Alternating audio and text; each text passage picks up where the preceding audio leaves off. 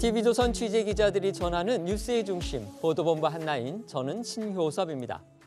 민주당 혁신위원회는 이제 각종 부정비리 의혹과 사건으로 민주당 얼굴에 묻은 검은재를 씻어내고 새 단장하는 임무를 맡고 있습니다. 그런 혁신위가 출범 초반부터 위원 인선, 핵심 의제 설정 등을 둘러싸고 논란에 휩싸였습니다. 혁신위원장은 당 비주류가 집중 문제 삼고 있는 이재명 대표의 사법 리스크를 쇄신 대상으로 올리지 않겠다고 공개적으로 밝히기도 했습니다.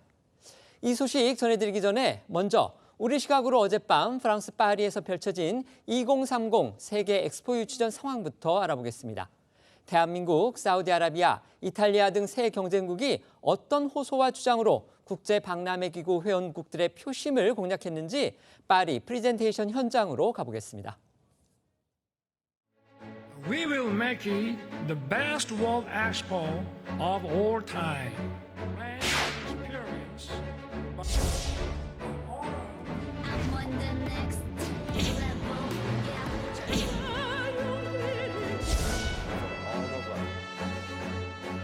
I believe the World Expo 2030 Busan will unite us all. Thank you so much.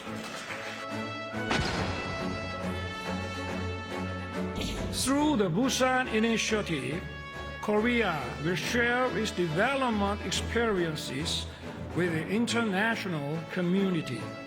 Korea will lead in tackling humanity's challenges.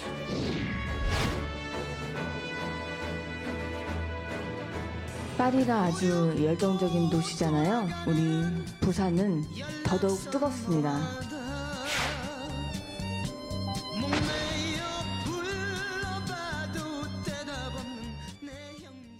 예상했던 대로 어제 파리에서의 2030 세계 박람회 유치전은 정말 치열했습니다.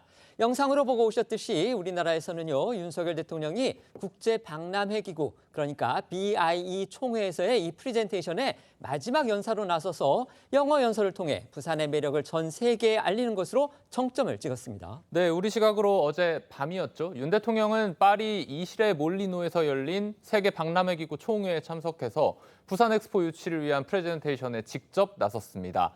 대한민국의 마지막 연사로 나섰던 윤 대통령, 미래와 연대를 키워드로 한 영어 연설을 통해서 각국 대표단의 부산 엑스포 지지를 호소했습니다. 푸른색 넥타이를 메고 연단 앞에 선 윤 대통령은요, 대한민국은 역사상 가장 완벽한 세계 박람회를 만들 것이라면서 우리는 준비된 후보국이라고도 얘기를 했습니다. 직접 모습 보시죠.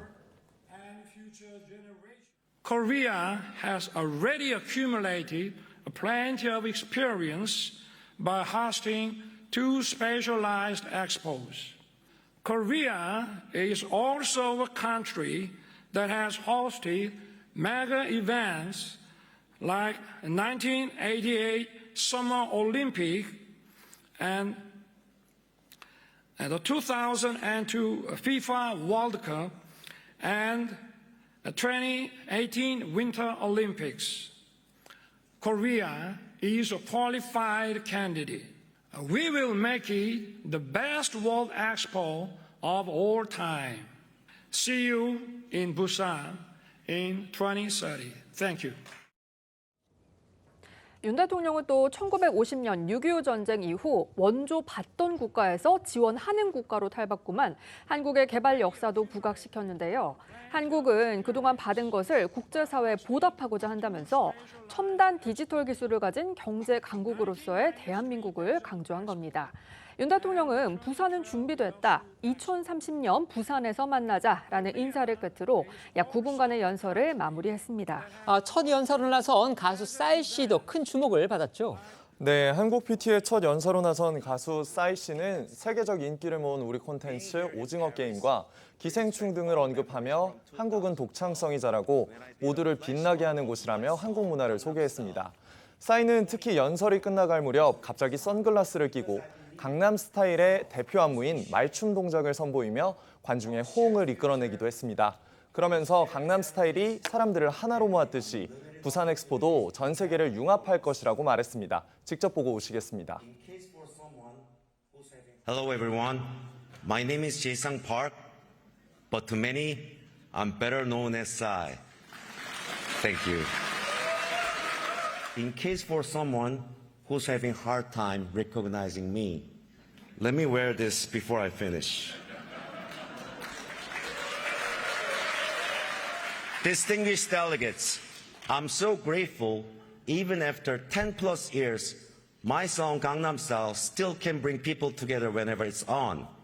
I believe the World Expo 2030 Busan will do the same, bring the whole world together and shape a better future for all of us. Thank you so much. Thank you so much. 어제 PT에서는요, 이 외국인 연사도 있어서 눈길을 끌었습니다. 바로 프랑스 출신의 세계적인 건축 거장이죠. 도미니크 페로였는데요. 페로는 영상을 통해서 부산 세계 박람회장이 자연과 인간의 조화를 우선시하는 이 자신의 철학과도 닮아 있다. 이 점을 강조했다고 합니다. 이와 함께 우리나라의 전문가들도 힘을 보탰습니다. 네, 부산 세계박람회 회장의 마스터 플랜을 총괄했던 건축 전문가 진양교 홍익대 교수가 연단에 서서 박람회장의 핵심 컨셉과 공간 조성 계획을 소개했고요. 에듀테크 스타트업인 에누마의 이수인 대표는 디지털 전환, 교육 등 분야에서 미래 비전을 제시했습니다. 이 밖에도 걸그룹 에스파 멤버 카리나 씨와 성악가 조수미 씨가 영상으로 메시지를 전달했습니다. 그 영상도 보고 오시겠습니다. For your future. For our future. You are the future of our planet, so you can be the judge of all these ideas and tell us which ones will work and give us a new and different future.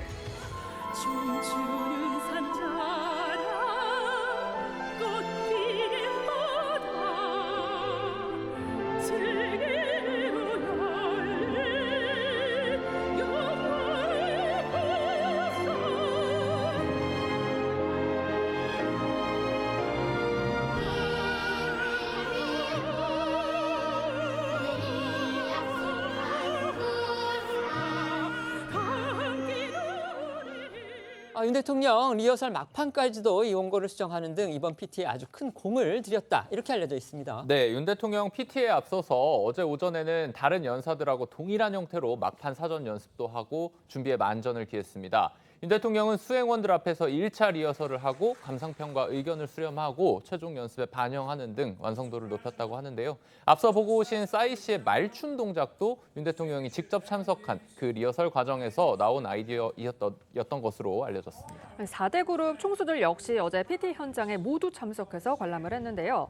PT가 끝난 뒤 YTN과 만난 정의선 현대차 회장과 최태원 SK 회장은 우리 프레젠테이션이 가장 훌륭했다고 평가하면서 엑스포 유치에 대한 기대를 나타냈습니다. 대통령실도 이제 전문가들의 의견을 들었다면서요. 이 우리 측의 경쟁 PT가 아주 강력했다. 이런 차평을 내놨다고 합니다. 네, 대통령실 관계자는 기자들과 만나 엑스포 전문가에게 받은 한국, 사우디아라비아, 이탈리아의 경쟁 PT 평가 내용을 공유했는데요. 이 관계자에 따르면 전문가들은 우리 PT의 경우 싸이의 강남 스타일 PT가 아주 효과적이었다고 평가했다고 하고요. 한국이 문화, 휴머니티, 기술 등 강점이 있는 것을 효율적으로 부각시켰다는 평도 나왔다고 합니다. 전문가들은 또 윤 대통령의 연설에 대해 경쟁의 시작은 천천히 했지만 마지막에 아주 강력한 내용의 PT로 마쳤다며 전체적으로 한국의 PT는 사우디와 대비되며 더는 잘할 수 없을 정도였다고 평가한 것으로 전해졌습니다.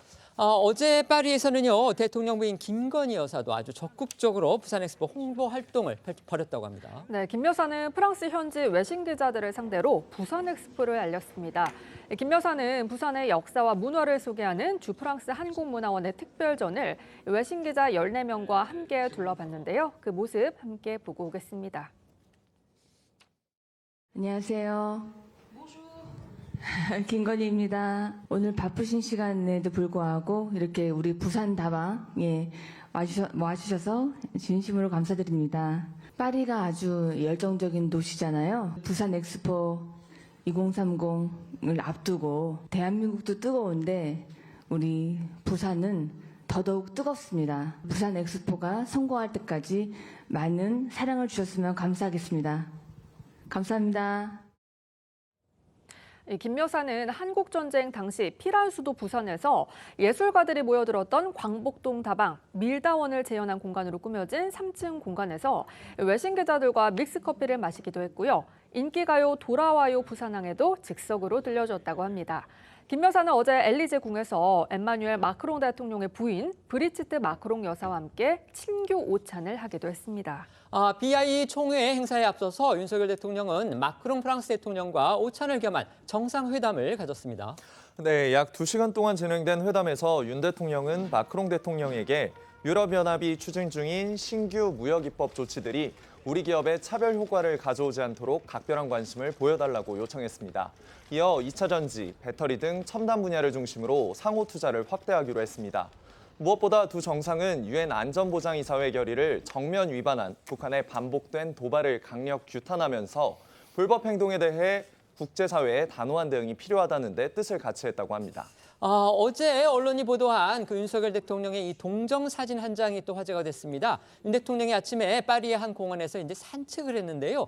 거기서 보인 그 복장이 특히 눈길을 끈 겁니다. 그렇습니다. 윤 대통령 파리 시각으로 어제 오전에 30분간 숙소 앞에 몽소공원 산책하면서 파리 시민들하고 인사를 나눴다고 대통령실이 밝혔는데요.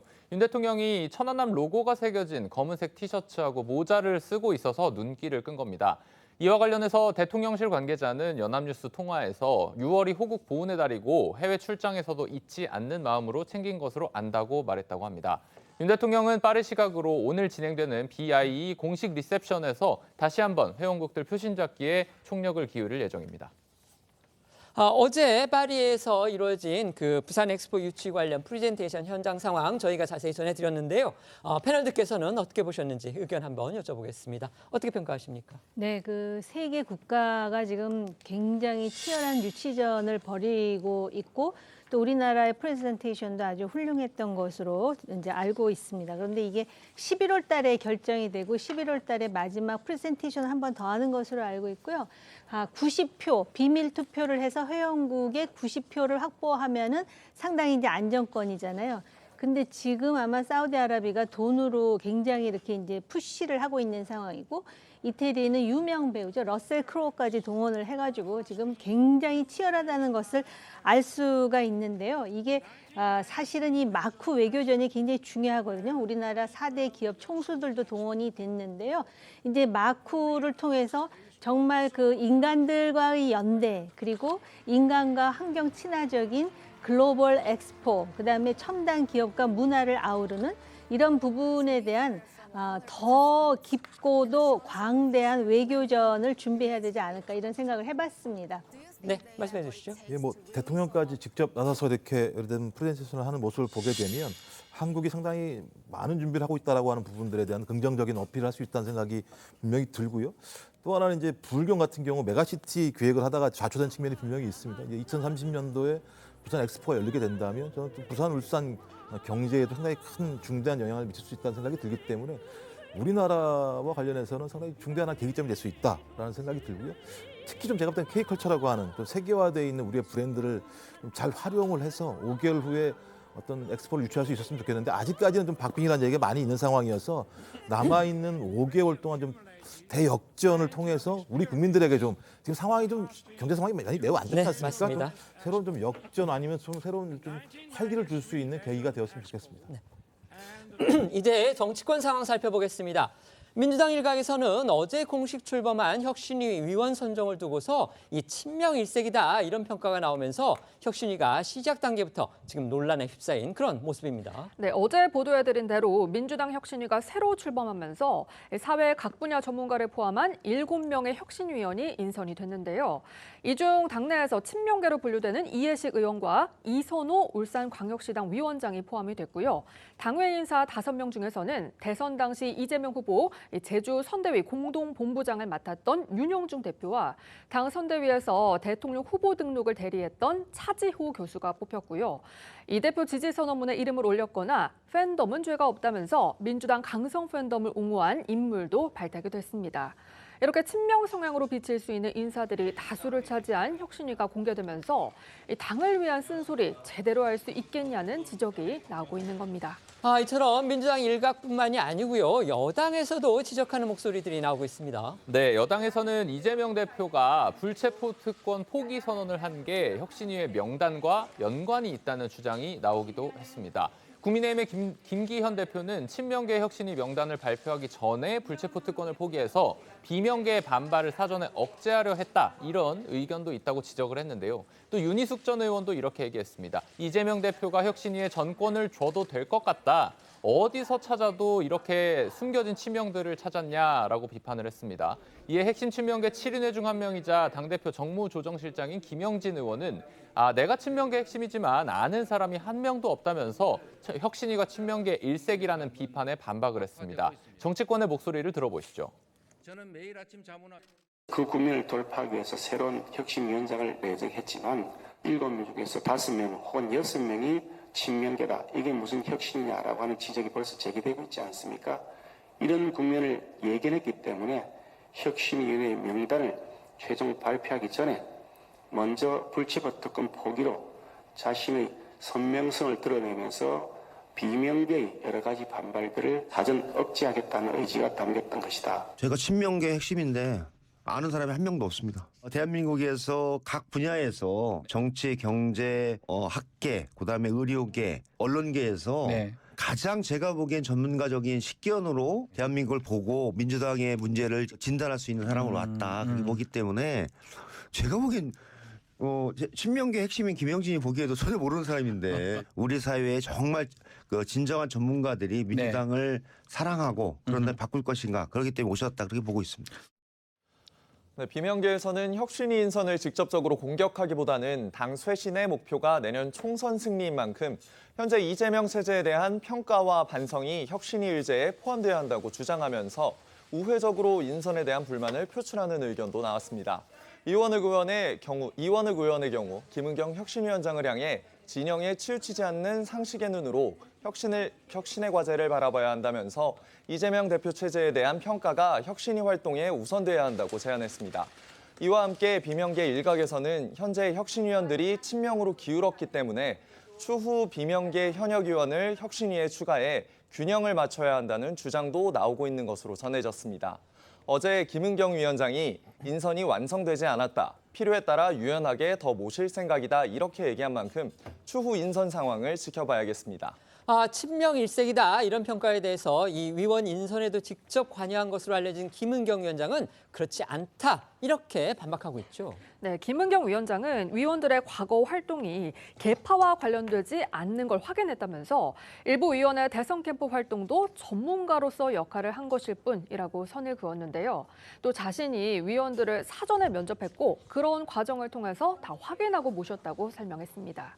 그러면서 김은경 위원장은 혁신위 출범 이전부터 분출됐던 이 계파 갈등을 의식한 듯 자신은 정치권에 빚이 없는 사람이라고 강조하기도 했는데요. 어제 전해드린 것처럼 당내 분열 조장 행위에 대한 엄중한 경고 메시지도 함께 내놨습니다. 들어보겠습니다. 가죽을 벗기고 뼈를 깎는 노력을 통해 윤리 정당으로 거듭나게 하겠습니다. 저는 정치권에 빚이 없는 사람입니다. 당연히 친명도 비명도 친문도 비문도 아닙니다. 이 시간 이후로 당내 분열과 혐오를 조장하고 혁신의 동력을 저해하는 모든 시도와 언행에 대해서는 일체 관용을 베풀지 않을 것입니다. 정치권 일각에서는 이런 김 위원장의 경고가 당내 혁신 못지않게 이 통합에도 무게를 두겠다는 의지를 반영할 뿐만 아니라 계파의 눈치를 보지 않는 쇄신을 단행하겠다는 뜻이 담긴 발언이란 해석들이 나오고 있습니다. 하지만 이 김은경 위원장의 어제 발언 중에 일부를 두고서는요. 이거 계파 갈등에 아주 위험한 요소가 될 수도 있다. 이런 지적도 나오고 있습니다. 바로 이 총선 공천 룰을 언급한 바로 그 내용 때문이죠. 그렇습니다. 어제 김 위원장은 현역 국회의원으로 대표되는 기득권 체계를 혁파하고 참신하고 유능한 인재를 등용하는 공정하고도 투명한 시스템을 구축해야 한다라고 얘기를 했는데요. 당 안팎에서는 이 혁신위 출범 전부터 이 혁신위가 공천 룰에 손을 대지 않을까라는 관측이 나오던 상황이었습니다.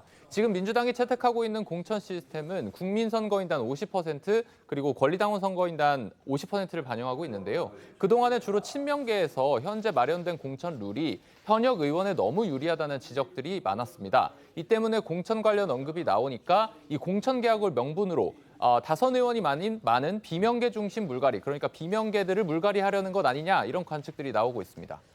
민주당이 이미 지난달이었죠. 이 친이낙연계로 분류되는 이계호원이 단장을 맡았던 이 공천제도 TF, 바로 이 TF를 통해서 공천 룰을 이미 확정한 상태이기 때문에 김은경 위원장의 어제 발언이 더욱 주목을 받고 있는 겁니다. 근데 이와 관련해서 친명계 김영진 의원은 당내 수용 여부는 알 수 없다고 전제하면서도 김 위원장이 총선 공천 룰에도 손댈 수 있다고 전망했는데요. 반면에 비명계 김종민 의원은 공천 혁신을 빌미로 당 지도부가 공천권을 휘둘러선 안 된다고 경고한 바 있습니다. 김영진 의원과 김종민 의원 발언 들어보시겠습니다. 공천 룰까지 다 연다 하면 제가 아주 폭넓은 혁신이가 되는 거고요. 네. 그거는 조금 당내에 좀 협의나 예. 합의가 필요하다 하면 좀 좁아질 거고 해서 뭐 저는 제가 보기에는 그 배치해서 쓰는 거기 때문에 김은경 혁신위에게 많은 권한을 준다. 전권 혁신이다. 이렇게 되면 제가 보기에는 더 얘기할 수도 있다. 그렇게 보고 있어요. 뭐 공천 혁신을 빌미로 해서 어떤 당의 권력을 잡은 사람들이 마음대로 공천하기 위해서 그러니까 형식은 무슨 국민 경선이니 당원 경선이니 말은 하지만 결과적으로는 우리 편 내 마음에 드는 사람을 공천을 하겠다. 이런 방식으로 이 공천 룰이라든가 이런 거를 좀 활용을 하게 된다 그러면 뭐 그거는 국민들이 워낙 똑똑하니까 그거는 제가 보기에는 그냥 넘어가진 않을 거고요. 민주당이 혁신위원회를 출범시킨 이 첫날부터요. 일부 위원 인선 문제, 그다음에 김은경 혁신위원장이 이 공천 룰과 관련된 그 발언을 한 것, 이 부분을 둘러싸고서 지금 논란이 일고 있습니다. 아직 뭐 갈등이 격화됐다 뭐 이렇게까지 보기는 어렵지만 어쨌든 앞으로 이 문제들이 어떻게 논의되느냐에 따라서 민주당 안에서 또 어떤 그 풍파가 일어날 가능성도 없진 않다. 이런 분석 기사들이 지금 나왔습니다. 어떻게 평가하십니까? 그러니까 제가 볼 때는 그 혁신위가 만들어지게 된 배경에 대해서 정확히 좀 해야 될 것 같아요. 의원총회에서 전당대회의 민주성과 투명성을 높이고 그다음에 당의 정치적인 개혁을 위한 방안들을 제안하기 위해서 혁신위가 마련돼 있었고요. 그다음에 기사의 내용에 의하면은 당의 도덕성 강화, 그다음에 민주적 의사결정 구조를 마련하는 것, 당의 핵심 문제 설정하는 것을 갖다가 주요한 어떤 자기의 내용으로 만들겠다고 얘기하면 저는 거기에 충실해야 된다고 생각을 합니다. 공천 문제 같은 경우는 특히 민주당 국회의원들도 되게 많잖아요. 이 거의 정치적인 목숨이 걸려 있는 문제이기 때문에 혁신위가 잘못 건드리게 되면 저 혁신의 방향보다는 내분으로 갈 가능성이 되게 높습니다. 대신 혁신위가 제안을 할 수 있겠죠. 근데 그 이전에 뭐가 필요하냐면 적어도 지난 국회의원 선거에서 180석 이상을 몰아줬음에도 불구하고 대통령 선거와 지방선거에서 패배한 현 체제가 자기 반성을 전제로 해야 된다 생각이 들어요.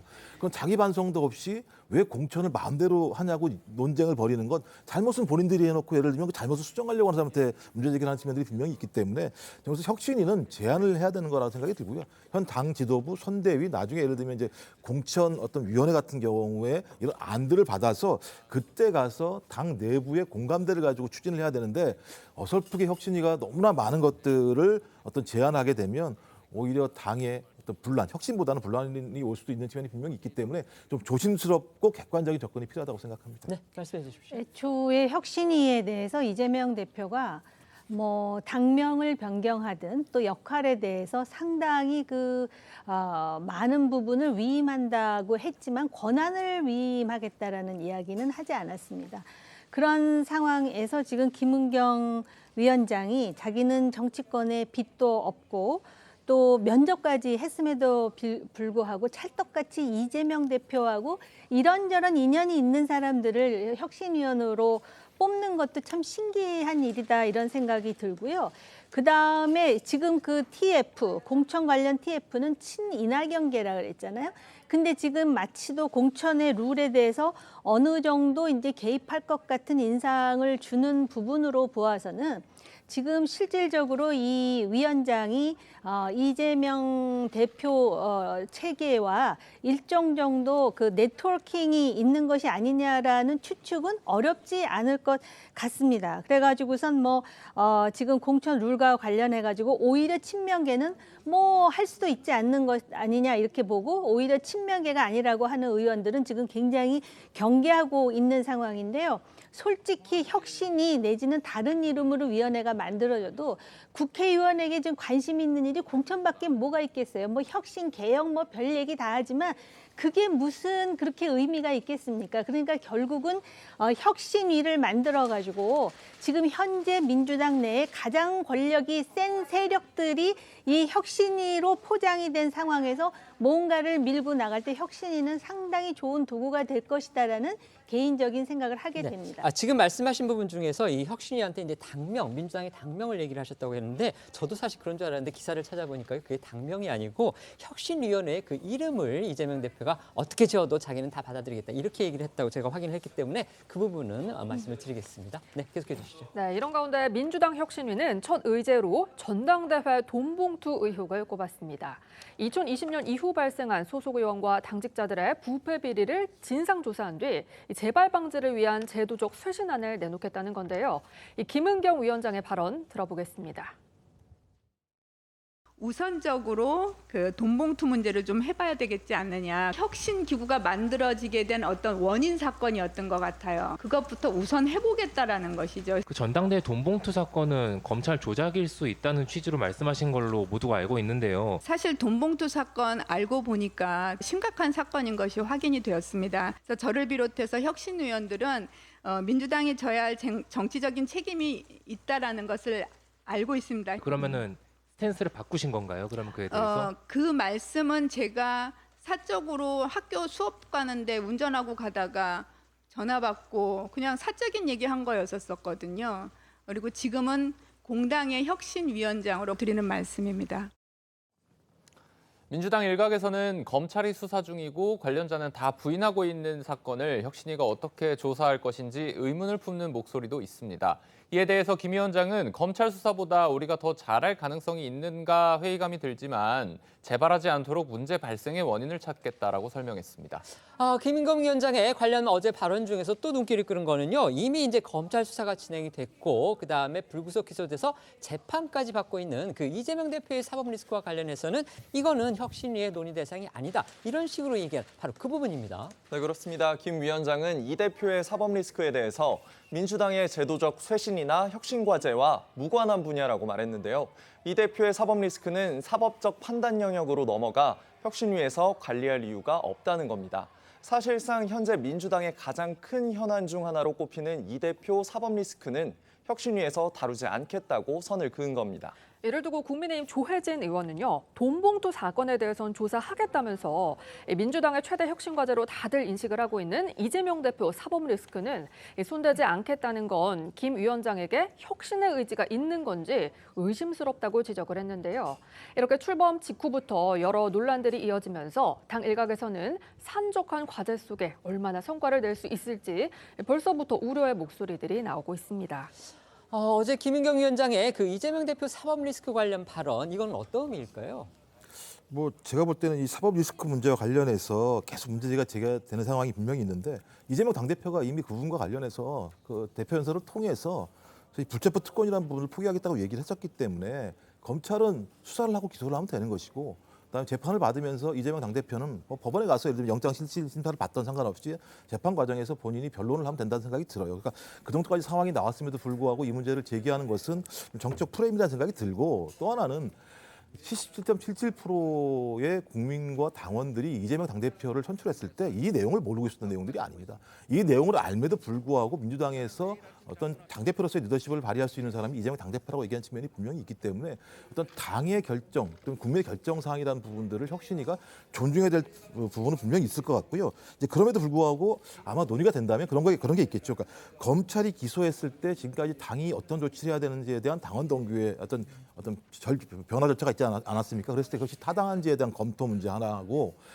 그다음에 검찰 수사와 관련해서 정치 탄압을 어떻게 규정할 것인가의 문제에 대한 이 두 가지를 조화롭게 예를 들면 판단을 해서 혁신이 안을 낼 필요는 있을 거라는 생각이 드는데 예를 들면 이런 문제와 관련해서 이 문제를 꼭 다뤄야 된다고 얘기하는 거 상당히 제가 볼 때는 정치적 프레임이라는 생각이 듭니다. 네, 말씀해 주십시오. 이 말 한마디로 이 혁신위원장의 역할 범위가 어디까지인가.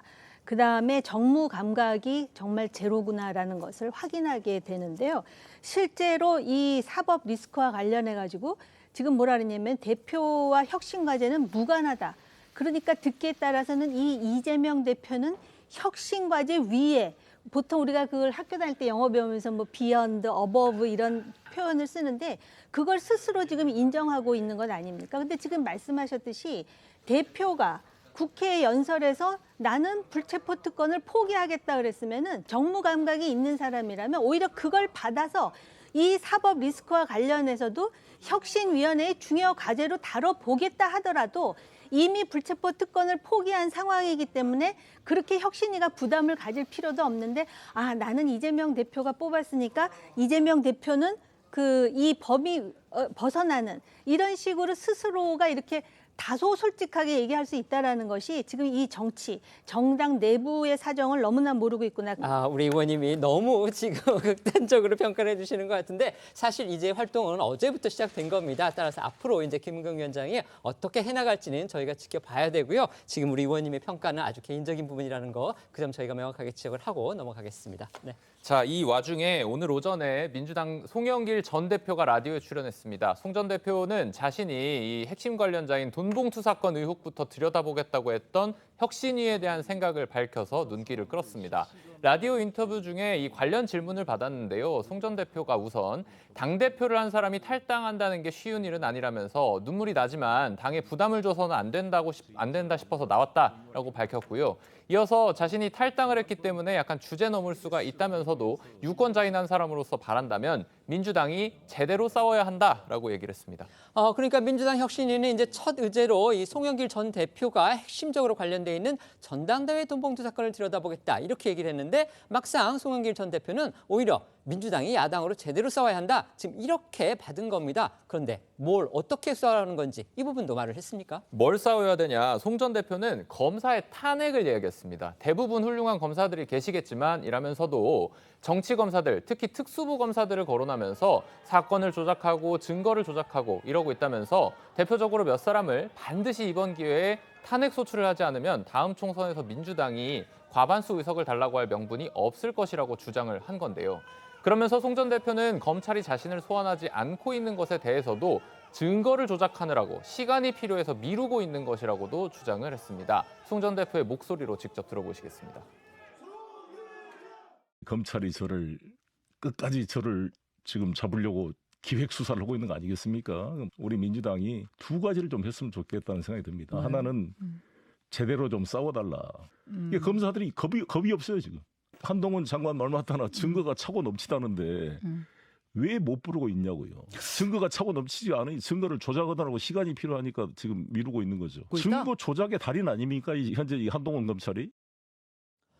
송 전 대표 이제 계속해서 검찰의 기획 수사 이걸 주장하고 있는 건데요. 라디오 인터뷰 도중에 이 돈봉투 사건이 이제 불거지게 된 그 계기가 된 게 바로 이정근 녹취록인데 이 녹취록이 나오니까 아주 격앙된 태도를 보이기도 했다고 합니다. 네, 진행자가 송 전 대표를 인터뷰하면서 이렇게 격앙된 모습은 처음 본다고 말할 정도였는데요. 송 전 대표는 이른바 이정근 녹취록이 위법 수집된 것이라면서 신빙성이 없다고 주장을 했고요.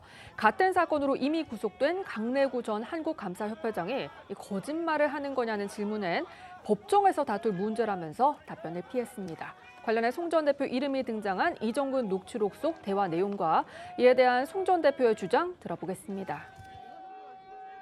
영길이 형이 어디서 이제 구했는지 그런 건 모르겠지만 내용은 모르고 많이 처리를 많이 했더라고. 이는 많이 해줬어. 그래. 송영길 의원이? 잘했네. 저는 위법 수집 증거라고 봅니다. 그러니까 사실상 이 CBS에서 이 녹음을 트는 것도 저는 잘못됐다고 봐요. 어쨌든 이 방송에서 트는 게 문제가 없다는 판결이 나와서 저는 오늘 좀 제가 가처분 소송을 안 해서 그런데 윤석열은 자기가 바이든을 날리면으로 이렇게 우기는 이런 정권 하에서 이 녹취 그러니까 이렇게 해서는 안 된다고 봅니다. 자기들끼리 다 공을 세우려고 얼마든지 말할 수 있는 거잖아요. 신빙성이 없는 두 사람의 대화가 무슨 증거 능력이 있습니까? 본인의 육성이 있는 것도 아니고. 또 이정근의 이런 신빙성 없는 녹취록과 송영길을 죽이려고 하는 이런 비겁한 정치 기획 수사를 중단해야 됩니다. 이 검찰이. 네, 여기에 송 전 대표는 이틀 전 민주당 이재명 대표가 불체포 특권 포기를 선언한 데 이어 어제 김기현 대표가 모든 국회의원으로 확대하자는 제안을 한 것에 대해서는 절대 반대 입장을 밝혔습니다. 그러니까 불체포 특권을 포기하는 건 이 야당이길 포기하는 것이다. 이런 식의 논리로 주장을 했습니다. 네, 그렇습니다. 불체포 특권이 없으면 입법부가 어떻게 검찰 독재 정권과 싸울 수 있겠느냐는 건데요. 그러면서 자신은 불체포 특권을 포기하자는 사람을 투항주의자로 보고 불체포 특권 포기는 입법부의 견제 역할을 포기하자는 항복 문서라고 주장했습니다. 이 대표가 불체포 특권 포기를 선언한 것에 대해선 이 대표는 이미 한번 부결시켰다며 프레임과 싸우기 위한 더 적극적인 투쟁 의사로 보인다고 말했습니다. 돈봉투 의혹과 관련한 검찰의 수사 여전히 계속 진행되고 있는데요. 오늘 오전에는 송영길 전 대표의 이 전 보좌관을 또 피의자 신분으로 불렀습니다. 네, 오늘 오전 검찰이 송 전 대표의 보좌관 출신 박모 씨를 피의자 신분으로 재소환해 조사에 나섰습니다. 박 전 보좌관은 2021년 민주당 전당대회에서 송 전 대표를 당대표에 당선시킬 목적으로 민주당 소속 의원 10여 명에게 6천만 원 상당의 돈 봉투를 살포하는 데 관여한 혐의를 받고 있고요. 검찰은 사업가 김모 씨가 강래구 전 한국감사협회장과 박 전 보좌관 등에게 돈을 건네고 이 돈이 윤관석 의원 등을 거쳐서 현직 의원 약 20명에게 뿌려졌다고 의심하고 있습니다. 박 전 보좌관은 출석 전에 기자들과 만나서 송 전 대표의 외곽 후원 조직 격인 이 먹사연, 먹고 사는 문제 연구소에서 캠프 비용을 대납했다는 의혹과 증거를 인멸했다는 의혹 등에 대해서도 모른다라고 답을 했습니다. 관련해서 지난달 박 전 보좌관의 출석 모습도 잠시 보고 오시죠. 저는 아무런 관련이 없어요. 네, 그럼 봉투를 만드신 적도 없다는? 네, 당연히 그렇습니다. 돈봉투 사건과 함께 민주당이 혁신위를 띄우게 된 이제 또 다른 계기가 된 의혹이 있죠. 바로 김남국 의원의 가상자산 거래 사건, 바로 이겁니다. 이것과 관련해서도 지금 새로운 검찰 수사 상황이 또 전해졌습니다. 네, 어제 저희 뉴스나인 단독 보도를 통해 알려진 내용인데요. 검찰이 김남국 의원이 2021년 9월쯤 본인 농협 계좌에서 가상화폐 거래소 빗썸으로 20억 원을 이체한 내역을 포착하고 김 의원이 미공개 내부 정보를 이용한 건 아닌지 들여다보고 있는 것으로 전해졌습니다. 특히 검찰이 주목하는 건 김 의원이 20억 원을 모두 개인 가상화폐인 위믹스에만 넣게 된 과정인데요. 당시 위믹스 시세는 개당 2,000원대 초반이었지만 김 의원이 투자한 뒤 28,000원까지 치솟았고요. 이로 인해서 한때 김 의원이 보유한 코인의 평가액은 원금의 10배, 그러니까 200억 원에 달한 것으로 전해졌습니다. 여기에 김 의원의 투자 패턴이 위믹스 구입 전후로 확연히 달라진 점도 검찰이 주목하고 있는 대목입니다. 앞서 김 의원은 보유 주식을 판 돈 9억 원을 가상화폐 최초 투자금으로 사용했다고 밝혔는데 이 돈을 20억 원까지 불릴 땐 여러 코인에 분산 투자를 했지만 이를 대부분 현금화한 뒤엔 위믹스 코인 매수에만 집중한 것으로 전해졌습니다. 때문에 검찰은 김 의원의 이러한 투자 배경에 업체 미공개 정보가 있었던 게 아닌지 의심하고 있는 상황입니다. 다만 김 의원의 해명을 듣기 위한 저희 TV조선의 연락을 수차례 답하지 않았던 것으로 확인됐습니다. 관련해 앞서 미공개 정보 의혹을 부인했던 김 의원의 목소리 다시 들어보겠습니다.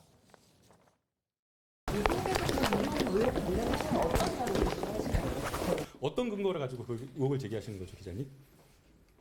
어떤 코인? 어떤 가상화폐? 말씀해 주세요. 한번 궁금하니까 저도. 어떤 가상화폐에 관련되어서 미공개 정보 의혹인지. 여기 계신 의원, 그 기자님들 한번 말씀해 보세요. 아무런 어떤 근거도 없이 미공개 정보를 이용했다라고 이렇게 주장을 하는 게 저는 너무 터무니없다고 생각이 되고요.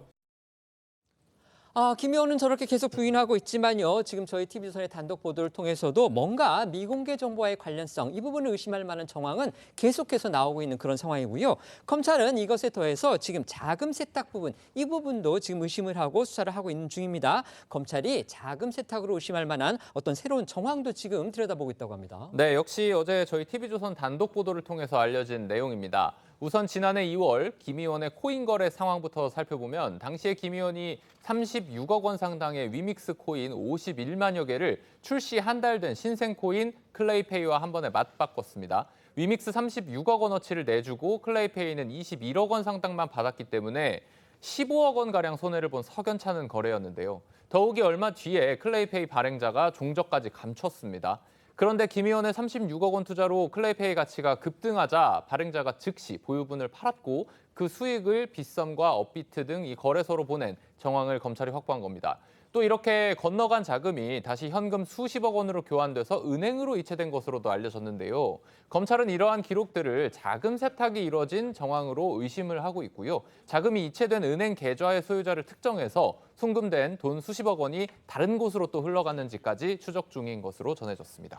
김 의원이 또 국민의힘 김기현 대표를 겨냥하기도 했습니다. 그런데 이유 뭘까요? 김남국 의원은요, 국민의힘 김기현 대표의 어제 국회 대표 연설 내용의 일부분을 문제 삼았습니다. 김 의원은 자신의 SNS를 통해서 김기현 대표의 교섭단체 연설 내용 중 사실이 아닌 부분이 있어 정정한다면서 이 보도에 참고 바란다는 글을 올린 건데요. 김 의원이 부인하고 나선 김 대표의 연설 내용부터 들어보겠습니다. 무노동 무임금 제도를 도입합시다. 김남국 의원처럼 무단결근 연락두절에 치과까지 해도 꼬박 봉급 나오는 세상에 그런 직장이 어디 있습니까? 안 그래도 일하지 않는 국회, 개점휴업 국회라는 오명을 쓰고 있습니다. 이제 출근 안 하고 일 안 하면 월급도 안 받는 것이 상식이고 양심이라는 것을 우리도 깨달아야 합니다.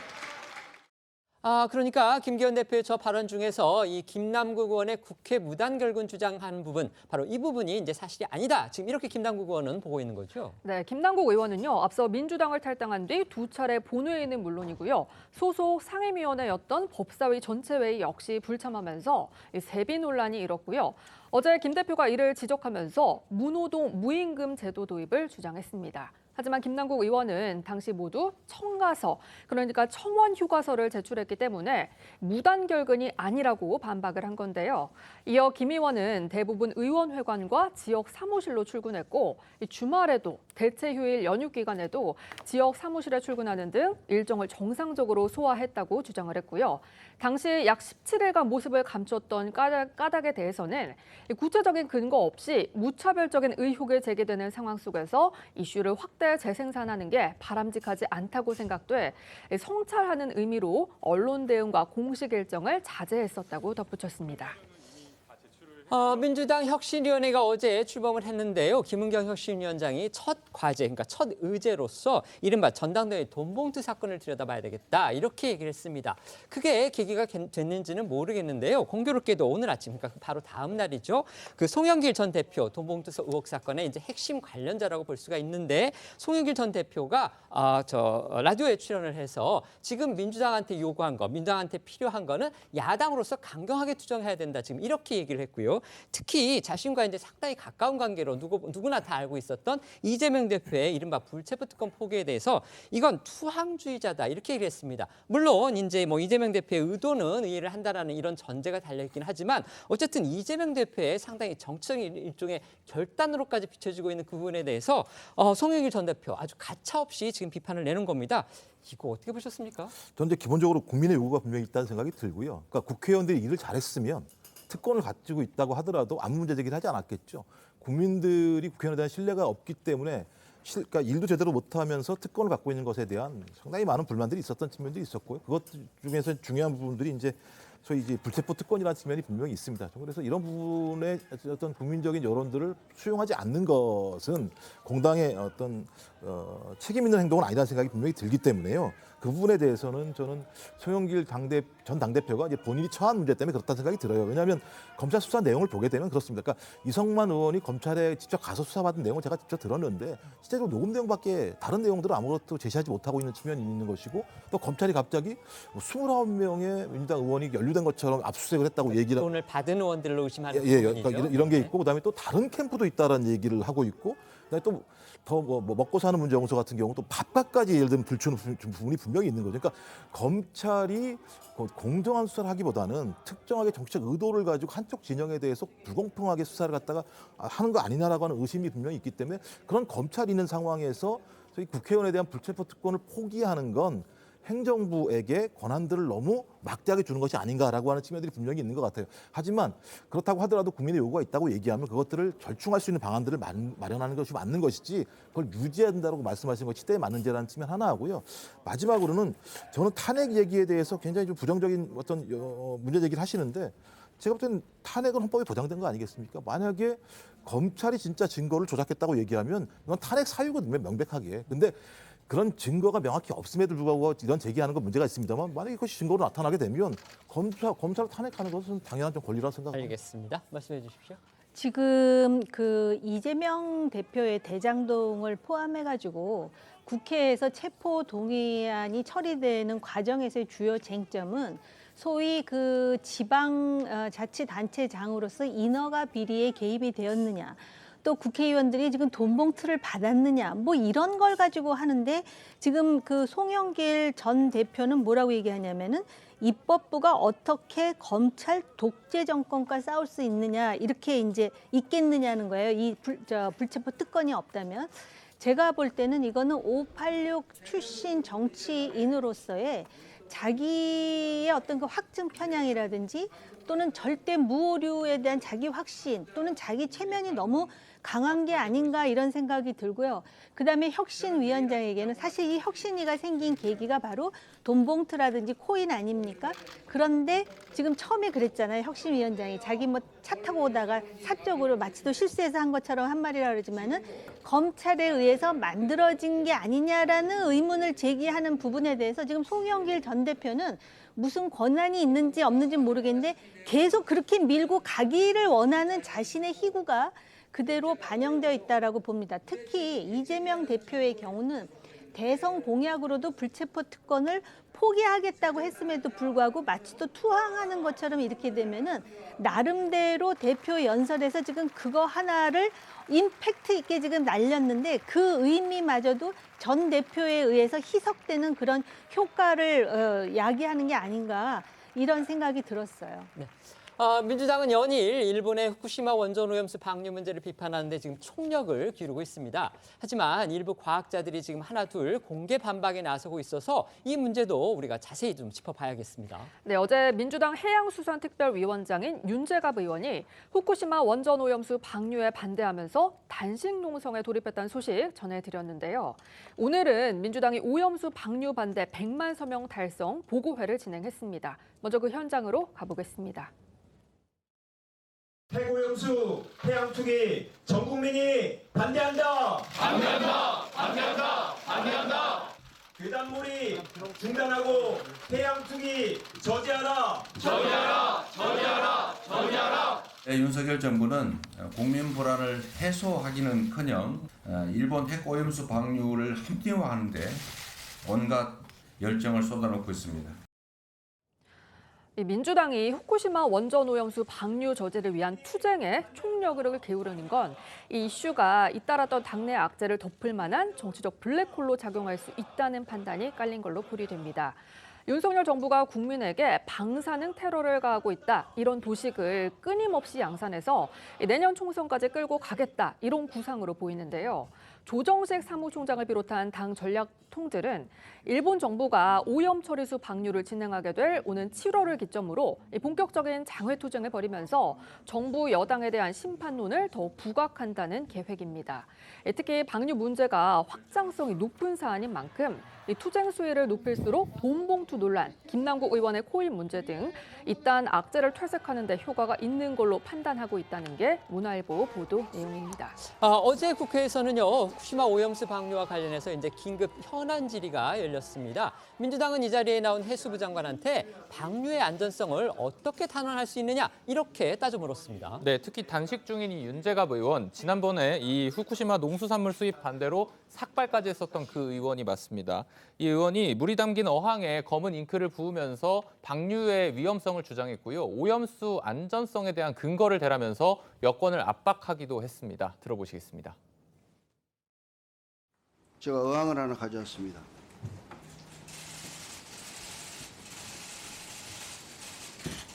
이 어항에는 해류도 없고 조류도 없고 파도도 없습니다. 그러면 이 잉크가 그대로 남아 있어야 되는데 이 어항 내로 다 번집니다. 바람과 파도의 영향에 의해서 섞이고. 방류도 하는 상태에서 앞으로도 안정할 겁니다. 단언해? 이런 자세가 어떻게 정부가 그런 국민의 건강과 안전을 책임지는 자세가 아닙니다. 반면에 국민의힘은요, 이 민주당이 과학적 근거가 없는 괴담으로 국론을 분열시키고 있다. 이런 주장을 하고 있죠. 네, 국민의힘은 과학을 무시하고 괴담으로 공포를 조성한다면 이로 인한 피해는 고스란히 우리 국민에게 돌아간다면서 같은 사안을 두고 민주당이 문재인 정부 때랑은 입장이 달라졌다고 몰아세우기도 했습니다. 국민의힘 목소리도 이어서 들어봅니다. 2008년에 광우병 사태 한번 여러분들 다 겪어보셨죠? 광우병에 문제가 있었습니까? 그 난리가 나고 광화문이 어땠습니까? 2016년 사드 전자파 논란 당시에 성주 참외 완전히 다 망했었죠? 지금 어떻습니까?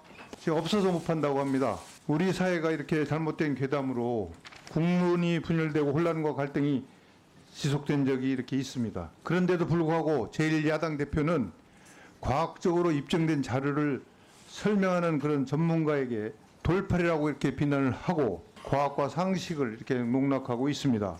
2020년 10월 문정부는 당시 부처 합동 TF팀을 구성해서 후쿠시마 처리수 과학적으로 문제가 없다는 결론을 내린 바 있으며 특히 일본이 방출한 오염수가 국민의 환경에 미칠 영향은 미미하다 이렇게 덧붙였어요.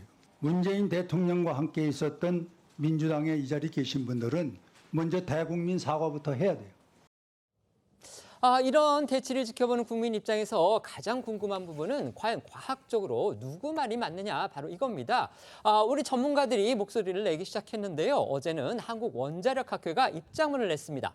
방류 오염수의 위험성을 낮게 보는 바로 그런 의견이었습니다. 네, 그렇습니다. 원자력학회는 입장문을 통해 일본의 오염수 방류가 우리 바다와 수산물에 미치는 영향은 무시할 수 있는 수준이라는 입장문을 다시 한번 확인했습니다.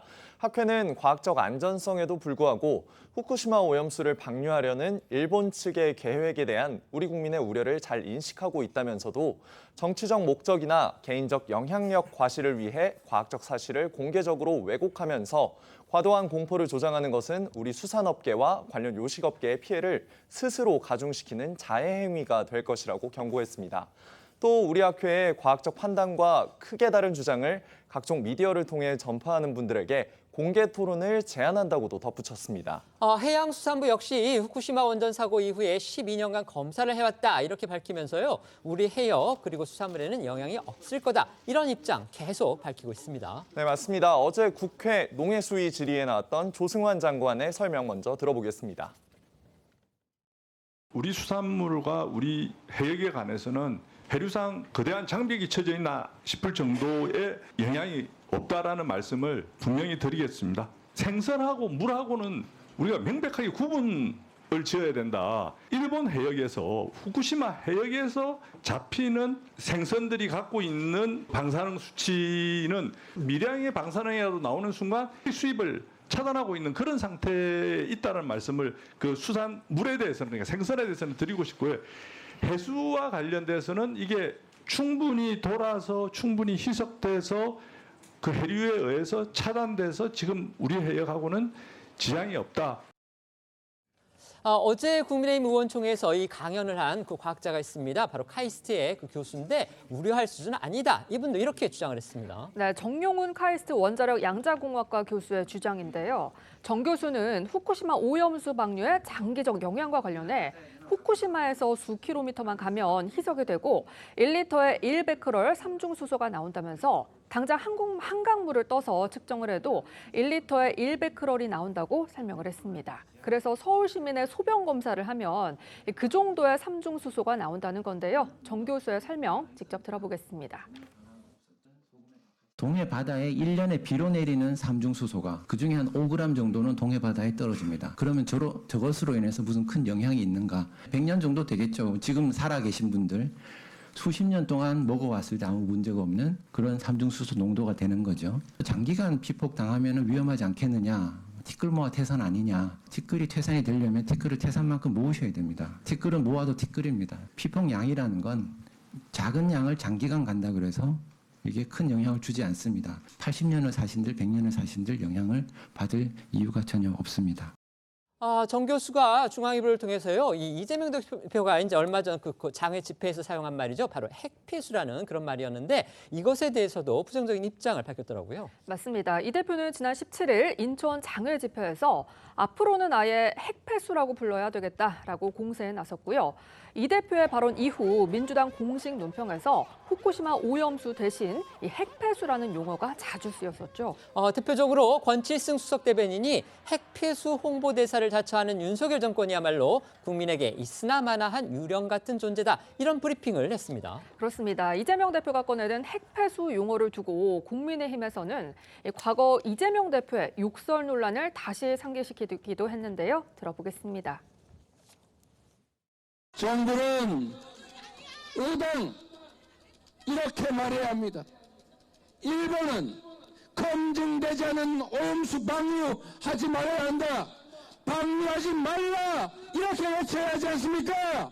핵 오염수라고 해서 고발을 한다고 하니까 앞으로는 아예 핵 폐수라고 불러야 되겠습니다. 명백하게 핵 폐기물입니다, 여러분. 입에 참아 담기 어려운 욕설을 가족들에게 퍼부어댄 일에게 딱 어울리는 언어 폐수 전문가답습니다. 이재명 대표야말로 대한민국에서 퇴출시켜야 할 핵오염 정치 세력이 아닐 수가 없습니다. 하지만 국내 원자력 학계에서는요, 이 핵폐수라는 용어에 대해서 대체로 부정적이다. 이런 또 중앙일보의 보도가 있었습니다. 네, 익명을 요구한 서울대 원자핵공학과 교수는 맞지도 않고 쓰지도 않는 말이라고 했고요. 앞서 강연에 나섰던 정용훈 카이스트 교수는 학술적으로는 본질을 잘 나타내면서 혼돈의 여지도 없는 용어를 약속해서 사용을 하는데 여기에 자꾸 다른 색깔을 입히려는 건 그 자체로 정치 행위라고 지적을 했습니다. 또 정범진 경희대 원자력공학과 교수는 민주당의 선동 정치가 끝까지 갔다라고 평가를 하면서 일본이 배출 기준 미만의 오염 처리수를 방류한다는데 그걸 주변국에서 어떻게 저지할 수 있겠나. 과학적 본질로 따지고 들어가면 자신이 없으니까 온갖 선동을 통해서 있지도 않은 핵폐수 표현까지 가지고 나와서 새 프레임을 짜는 거라고 주장을 했습니다. 경희대 정범진 교수는요, 얼마 전인데 낙검수 출신 주진우 씨가 진행하는 KBS 라디오 방송에 나와서 이 주 씨의 걱정 그리고 우려를 아주 조목조목 반박해서 화제가 됐던 바로 그분이죠. 그렇습니다. 저희도 전해드린 적이 있습니다. 당시 주진우 씨는 오염수가 위험하다는 취지의 답변을 듣기 위해 다각도로 질문을 하는 것처럼 보였지만 정 교수는 과학적 근거로 반박을 했고 선동에 속은 것이라고 얘기도 했습니다. 들어보시겠습니다. 방류를 하긴 할 것 같습니다. 일본이. 괜찮습니까? 걱정이 됩니다. 걱정하지 않으셔도 됩니다. 2011년에 후쿠시마 원전 사고가 났잖아요. 네.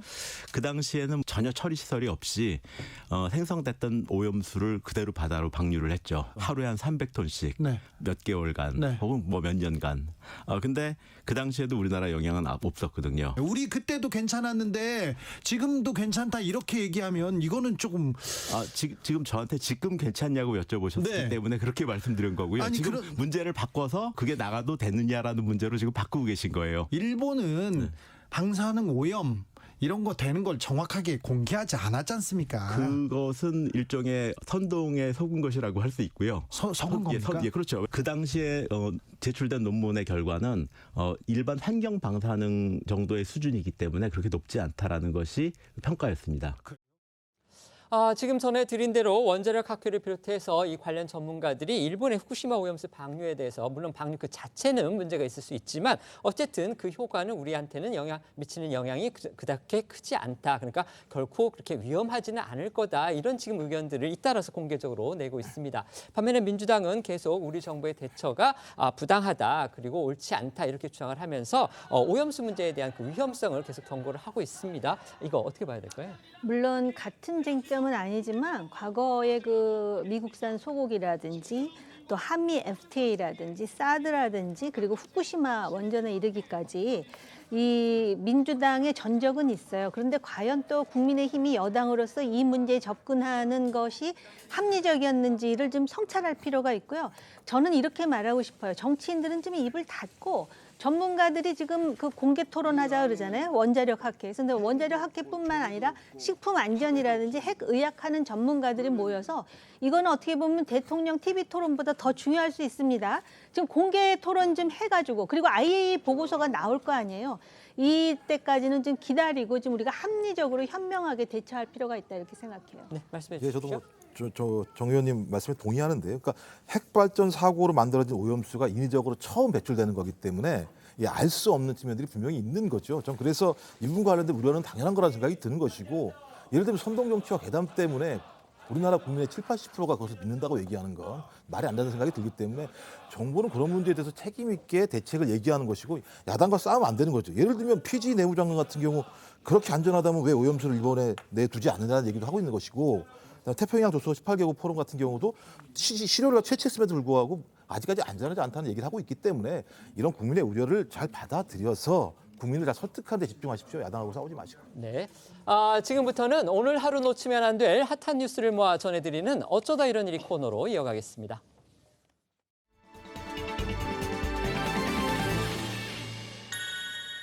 첫 번째 키워드는요, 의사면허 반납인데요. 조국 전 장관의 딸 조민 씨의 사진이 보입니다. 네, 조민 씨는 어머니 정경심 전 동양대 교수가 이른바 7대 허위 스펙으로 유죄가 확정되면서 부산대 의전원으로부터 입학 취소 처분을 받아서 법적 다툼을 벌이고 있죠. 이런 조민 씨가 의사 면허를 반납하겠다는 입장을 밝혀서 화제입니다. 조민 씨는 어제 SNS에 글을 올려 보건복지부에서 의사 면허 취소를 위한 사전 절차를 진행하고 있다는 등기를 받았다면서 저로 인해 발생한 사회적 논란에 대해 책임감을 느끼고 자성하는 마음으로 계획된 봉사활동만 마무리하고 의료활동을 모두 중단, 의사 면허까지 반납할 거라고 말을 했습니다. 또 복지부 면허 취소 절차에 대한 집행정지 신청 등의 절차도 밟지 않을 계획이라고 덧붙였습니다. 조민 씨의 이 같은 의사면허 반납 의지를 밝힌 거 결국 이제 부산대 의전원하고 이 법적 다툼, 그러니까 자신의 입학 취소 관련한 그 법적 다툼 중에 지금 나온 반응이기 때문에 다수 의외이다 이런 반응도 나옵니다. 네, 지난 4월 6일 부산지법이 조민 씨가 부산대를 상대로 제기한 의전원 입학 허가 취소 처분 취소 소송에서 부산대 측의 입학 취소 처분이 정당하다고 판결을 내렸죠. 이에 조민 씨는 항소했고요. 다음 달 항소심 첫 변론기일이 잡힌 걸로 알려졌습니다. 보건복지부에 따르면 조민 씨는 부산대와 항소심을 다투고 있지만 집행정지 신청을 하지 않아서 지난달 7일 부산대 의전원 입학 취소 처분의 효력이 발생했다고 합니다. 이에 따라 의료법상 면허 취득 조건을 충족하지 못하게 되면서 복지부가 면허 취소 처분 절차를 시작하게 된 겁니다. 또 복지부에 따르면 조민 씨의 의사면허 반납 의사와 무관하게 의사 면허 취소 절차는 그대로 진행된다고 합니다. 그런데 조민 씨가 이 같은 의사면허 보유 여부 이걸 다루는 이 복지부의 청문회 참석하지 않은 걸로 또 그렇게 전해졌습니다. 그렇습니다. 복지부는 지난달 17일 면허 취소 관련 청문 실시 사실을 통지했고 지난 15일 청문을 실시했지만 조민 씨가 청문에 참석하지 않았다며 청문 결과인 청문 조서를 확인하라고 통보했다 밝혔습니다. 근데 이후 조민 씨 측에서 청문 기회를 한 번 더 달라고 요청했다며 조민 씨에게 서면 의견서를 받아 청문 주재자에게 송부할 계획이라고 설명했습니다. 조민 씨에게 서면 의견서를 받은 청문 주재자는 의견서를 작성해 복지부에 제출하게 되는데 이런 절차를 거치면 다음 달 내로 의사면허 취소 처분이 이루어질 것으로 예상됩니다. 조민 씨의 이 책임 여부와 관련해서는요, 이 검찰이 과연 조민 씨를 기소할 것이냐, 바로 이 부분을 지금 관심을 모으고 있습니다. 그 기소 시한이 얼마 남지 않았다, 바로 이것 때문인데 그런데 검찰 여전히 고심 중이라고 합니다. 네, 말씀 주신 대로 조민 씨가 받고 있는 입시 비리 관련 혐의 공소시효가 오는 8월에 만료가 됩니다. 보통 한 범죄에 가족이 연루됐을 경우에는 부모나 자녀 중 한쪽만 기소하는 게 일반적이지만 조민 씨의 경우 숙명여고 내신 조작 사건의 쌍둥이 고교생 자매와 비교되면서 논란이 일고 있는 것도 사실입니다. 서울중앙지검 수사팀은 조만간 업무방해와 사문서 위조 등의 혐의를 적용해서 조민 씨를 기소할지 여부를 최종적으로 결론 지을 예정이라고 하는데요. 법조계에서는 조민 씨에 대한 기소가 이루어지더라도 부모에게 실형이 선고된 상황에서 조민 씨에게까지 실형을 선고하지는 않을 가능성이 크다. 하지만 조민 씨가 지속해서 혐의를 부인하면 선처의 여지가 줄어들 수 있다고도 전망했습니다. 두 번째 키워드는요, 또 비행기 비상문 난동입니다. 이거 정말 아찔한 소식인데 또 이런 일이 벌어졌습니까? 네, 지난달에 아시아나항공 문 열림 사고 영상을 많은 분들이 보셨을 텐데요. 정말 비행기 타기 겁난다 이런 말씀 많이들 하셨습니다. 불과 한 달도 안 돼서 또다시 비슷한 사건이 발생한 건데요. 현지 시간 19일 새벽 1시 50분 필리핀 세부를 출발해서 인천으로 가던 제주 항공편에 승객 한 명이 강제로 비상문 개방을 시도한 겁니다. 이 승객은 처음에는 비상문 주변에 앉아 있었는데 이륙 1시간 후부터 이상 행동을 보이면서 가슴이 답답하다고 호소를 했다고 합니다. 이에 승무원들은 이 남성을 살펴보기 위해서 비상문과 떨어진 승무원석 주변으로 옮겨서 앉게 했는데 왜 예약한 것과 다른 좌석에 앉으려고 하느냐 하면서 여러 차례 비상문 개방을 시도하다가 다른 승객 4명과 승무원에게 제압됐다고 합니다. 정말 큰일 날 뻔한 그런 상황이었는데 다행히 비상구 출입문은 열리지 않았다고 해요. 당시 여객기는 높은 고도에서 비행 중이어서 비상문은 열리지 않은 걸로 확인이 됐는데요. 항공기는 보통 3km 이상 고도에서는 내부와 외부 기압 차이 때문에 비상문이 열리지 않는다고 합니다. 제주항공 관계자는 해당 승객이 비정상적 언행을 하고 비상문에 접근하는 등 행동을 했다면서 승무원들이 구금 절차를 진행했고 착륙 후 공항경찰대 인계했다고 설명했습니다.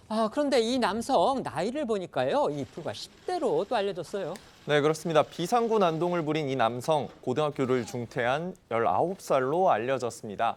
당시 필리핀에서 한 달 정도 체류 뒤 귀국하는 길이었다는데요.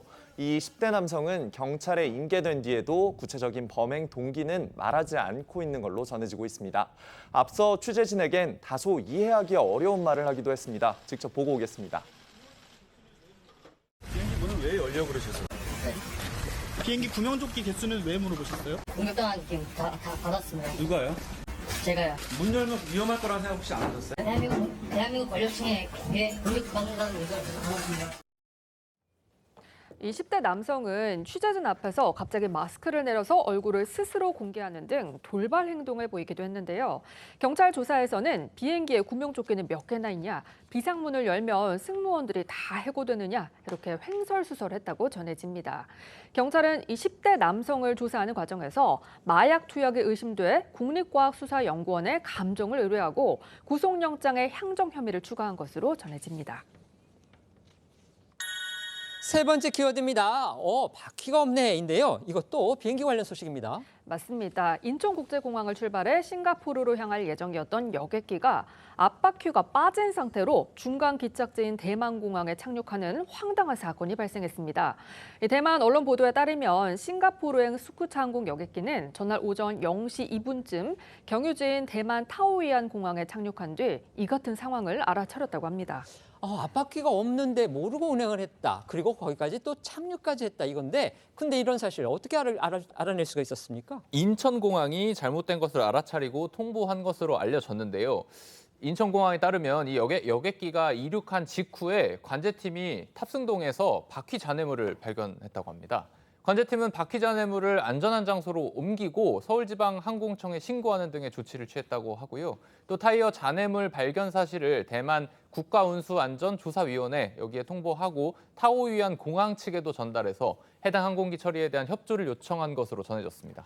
승객들이 많이 불편했을 것 같은데요. 이 부분은 어떻게 해결됐습니까? 네, 이 사건으로 인해 비행기에 타고 있던 총 361명의 승객이 일정에 차질을 빚었습니다. 대만 거주 승객들은 귀가를 했지만 다른 승객들은 호텔 7곳으로 분산돼 대체항공편을 기다린 것으로 알려졌습니다. 스쿠트항공은 승객들에게 사과하면서 환불, 보상 조치를 준비 중이며 관련 부서의 조사를 기다리고 있다고 밝혔고요. 대만 교통부장은 항공안전과 관련한 표준 작업 절차가 있다면서 관련 부서에서 조사에 나설 것이라고 언급했습니다. 저희는 1분 뒤에 다시 돌아오겠습니다. 오늘 준비한 소식은 여기까지입니다. 저희는 내일 오후 1시에 더 핫한 소식으로 찾아뵙겠습니다. 시청해 주셔서 고맙습니다.